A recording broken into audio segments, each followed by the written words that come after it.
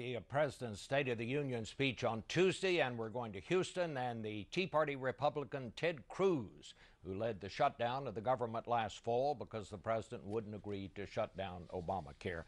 Senator, thank you for coming. You have already released a list of issues you want the President to address in his State of the Union speech, including you want a new investigation into the Benghazi controversy and into the IRS. You want him to admit that his economic program has failed, that it was a mistake to pass Obamacare on a party line vote. Senator, that sounds like you want a confession, not a speech.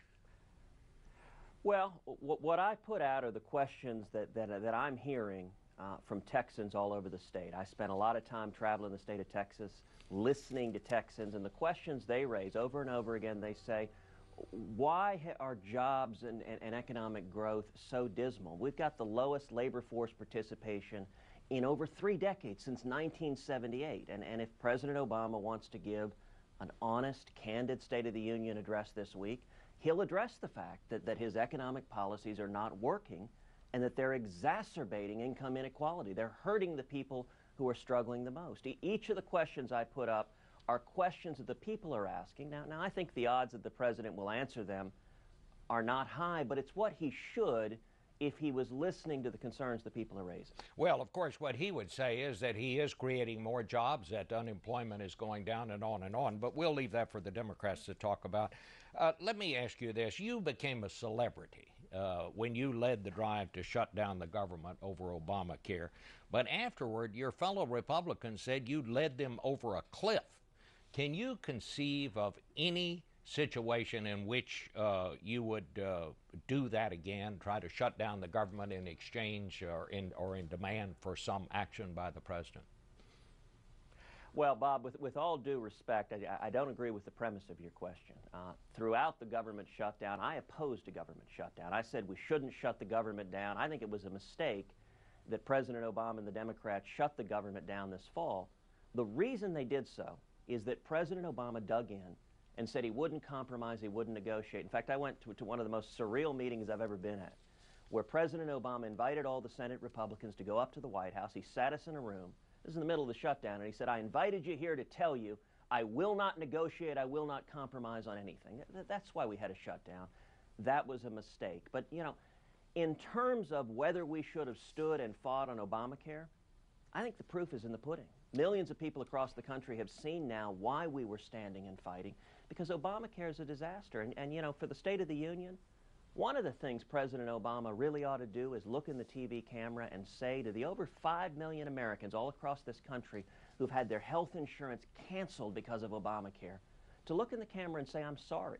I told you if you like your health insurance plan, you can keep it. I told you if you like your doctor, you can keep your doctor. And that wasn't true. I'm sorry. But then, Bob, here's the real kicker. If you're really sorry, you don't just say you're sorry, you actually do something to fix the problem. The pattern we've seen over and over again with this president is he says he's sorry, he expresses outrage, but then he doesn't fix the problem. He keeps doing it over and over again. All right, let me go back to one thing, and the question I asked you was, would you ever conceive of threatening to shut down the government again?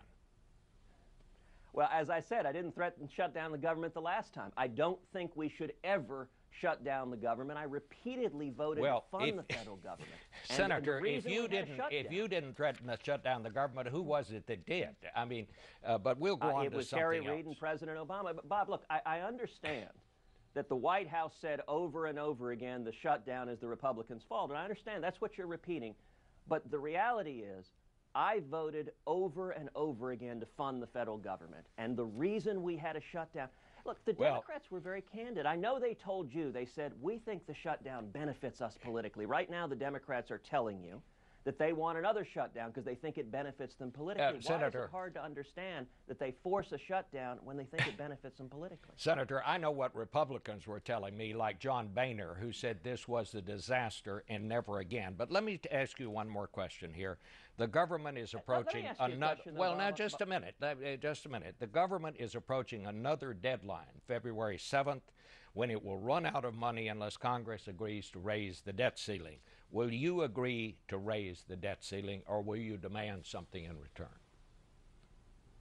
Look, of course we should do something. We shouldn't just write a blank check. 5 years ago, the national debt was $10 trillion. That took 43 presidents over 200 years to build up $10 trillion in debt. Today, it's over $17 trillion. It's grown nearly 70% with one president in 5 years. And if you ask any American outside of Washington, should we just keep raising the debt ceiling while doing nothing to have fundamental structural controls on spending to get Washington's spending problem under control? It doesn't matter if you're talking to a Republican, a Democrat, an independent, a libertarian. Anyone outside of Washington says, of course. And it's worth noting, in the past, the debt ceiling has been the most effective lever point for real structural reforms, whether it was Gramm-Rudman, which did a great job of restricting government spending, getting it under control, or whether it was the Budget Control Act. Both of those came through the debt ceiling. And what the president is saying is he just wants a blank credit card to keep growing and growing the debt. And I think that's irresponsible. I think it's irresponsible to our kids and grandkids to stick that debt on them because we can't live within our means. Let me ask you something on a different subject. Do you think Chris Christie is still a viable candidate for the Republican nomination? You know, Bob, I like Chris Christie. I think he is brash and outspoken, and I think it's terrific that he's been able to get elected twice as a Republican in a very blue state. I think it's unfortunate he's found himself in this mess, and I hope he can extricate himself. I'm certainly rooting for him to do so because I think he's an effective leader, and I'd like to see him move on to governing New Jersey and not being mired in the scandal. Will you run for president?